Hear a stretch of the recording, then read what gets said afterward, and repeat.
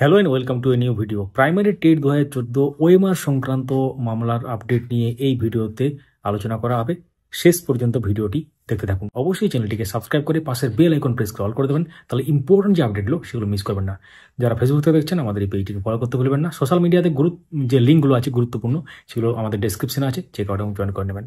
তো primary TET 2014 সংক্রান্ত যে মূল ওএমআর মামলা বলতে পারেন, শান্তনু সিট মামলা, সেটা কিন্তু আবার হাইকোর্টে কিন্তু গ্রহণ করা হয়েছে।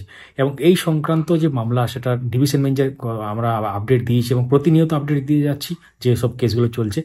তো ডিভিশন বেঞ্চে যেগুলো বলা হয়েছিল আগে, সেই আপডেট কিন্তু আপনারা আগেই পেয়েছেন।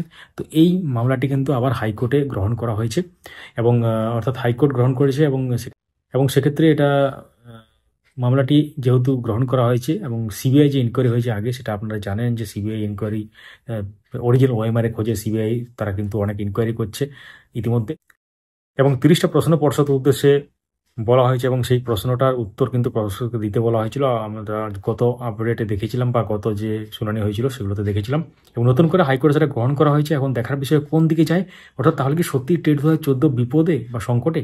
এখন সময় বলবে কি হতে চলেছে, ফাইনাল জাজমেন্টের জন্য ওয়েট করতে হবে।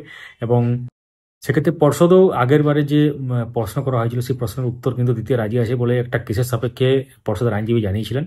এখন দেখার বিষয় তারা কি উত্তর দেয়, বা সিবিআই রিপোর্ট জমা হবে আরও পরের সপ্তাহে সম্ভবত। তখন দেখার বিষয় যে সিবিআই রিপোর্টে কি থাকে এবং কি তথ্য পেয়েছে সিবিআই, সেগুলোর দিকে কিন্তু সকলের নজর থাকবে। এই মামলার আরও ডিটেলস আপডেট নিয়ে আমরা পরবর্তী ভিডিওতে বলবো যখন পাবো আপডেটটা। তো সঙ্গে থাকুন, দেখতে থাকুন আপডেট মাস্টার, এবং যারা ফেসবুক থেকে দেখছেন অবশ্যই ফলো করতে পারেন এই পেজটিকে।